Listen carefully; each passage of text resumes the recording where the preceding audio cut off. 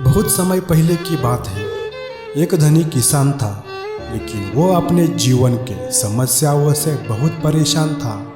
बड़ी आशा करके वो एक दिन गौतम बुद्ध के पास पहुंचा। उसने गौतम बुद्ध को प्रणाम किया और उनसे आशीर्वाद मांगा। गौतम बुद्ध ने भी हाथ उठाते हुए उसे आशीर्वाद दिया। फिर वो किसान कहने लगा, हे पूजनीय ऋषि, मैं एक बड़ी समस्या में हूँ और केवल आप ही मेरी मदद कर सकते हैं। बुद्ध चुपचाप उसकी बातें सुनने लगे और वो किसान अपनी समस्या सुनाने लगा। उसने कहा, मेरा एक बेटा बेकार है जो उसे परेशान करता रहता है। उसे पर्याप्त सम्मान नहीं देता है।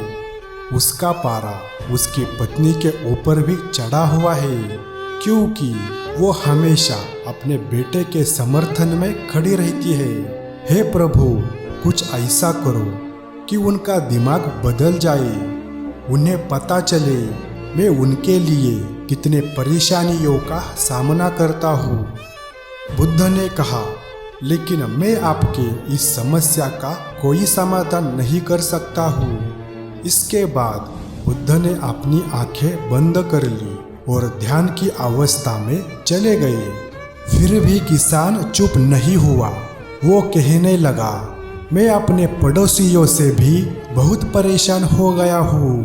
मेरे बारे में वो उल्टी सीधी बातें करते रहते हैं।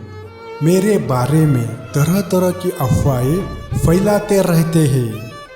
बुद्ध ने कोई जवाब नहीं दिया, लेकिन किसान को अपनी समस्याओं का हल चाहिए था। उसने एक और समस्या को सुनाना शुरू किया। उसने कहा, मैं आने वाले फसल को लेकर भी चिंतित हूँ। इस बार मौसम फसल के अनुकूल नहीं है। इसके अतिरिक्त हर साल पशु पक्षी भी फसल को नुकसान पहुँचाते हैं। मुझे लगता है इस साल फसल से मुझे मुनाफा नहीं बल्कि नुकसान ही होगा। बुद्ध ने बड़े शांत भाव से जवाब दिया, मैं इसमें भी आपकी कोई सहायता नहीं कर सकता हूँ। मगर किसान को अभी भी बुद्ध की शक्तियों पर विश्वास था, इसलिए उसने फिर एक समस्या बताई, ये सोचकर कि शायद इस समस्या का हल उसे मिल जाए। किसान ने कहा, मैंने बहुत से लोगों को उधार दे रखा है, लेकिन देनदारों से मुझे पैसे वसूलने में बहुत कठिनाई हो रही है। इसके साथ ही मेरे ऊपर भी कई लोगों के उधार है। मुझे समझ नहीं आ रहा है मैं इस समस्या से कैसे बाहर निकलूं। हे प्रभु, क्या आप मुझे इस समस्या से बाहर निकल आने में मेरी कोई मदद कर सकते हैं? बुद्ध ने थोड़ा विचार करते हुए कहा, नहीं, मैं इसमें भी आपकी कोई मदद नहीं कर सकता हूँ। ये सुनकर किसान को बहुत क्रोध आया। वो ऊंचे आवाज में बोला, फिर आप किस बात के लिए अच्छे हो?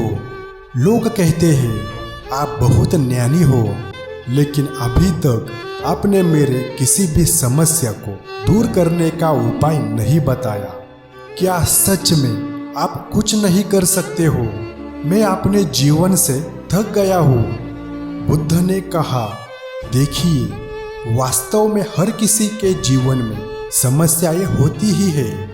हम सभी के जीवन में 83 समस्याएं होती है। आप इसके बारे में कुछ नहीं कर सकते हैं। आप किसी तरह एक का समाधान करोगे तो उसकी जगह कोई दूसरा आ जाएगा। आपको समझना चाहिए, बहुत कुछ है जो आपके नियंत्रण में नहीं है, जैसे लोग, मृत्यु, मौसम।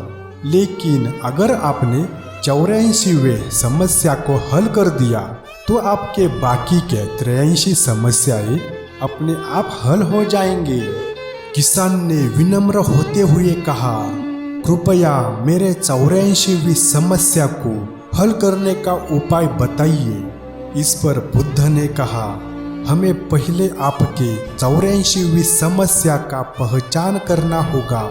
किसान ने बड़ी उत्सुकता के साथ पूछा, कृपया करके मुझे बताइए।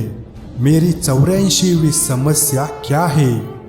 बुद्ध ने कहा, आपकी 84वीं समस्या ये है कि आप जीवन में कोई समस्या नहीं चाहते हैं। आप चाहते हैं कि आपके जीवन में 83 समस्याएं ना हो, लेकिन ये संभव नहीं है। समस्याएं हमेशा आपके जीवन का हिस्सा बनी रहेगी।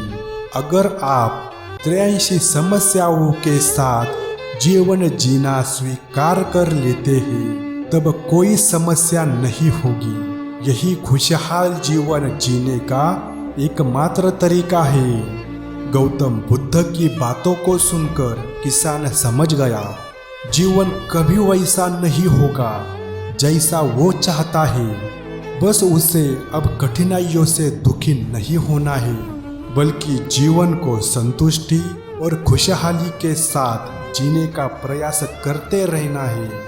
कभी कभी बहुत ज़्यादा चाहने के चक्कर में आपके पास जो कुछ है आप उसे भी खो देते हैं। जीवन कोई समस्या या समस्याओं का गुलदस्ता नहीं है, ये एक दोस्त की तरह है।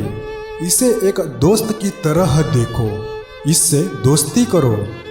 मुझे उम्मीद है आपको ये वीडियो अच्छी लगी होगी। आपका बहुमूल्य समय देने के लिए दिल से आपका शुक्रिया।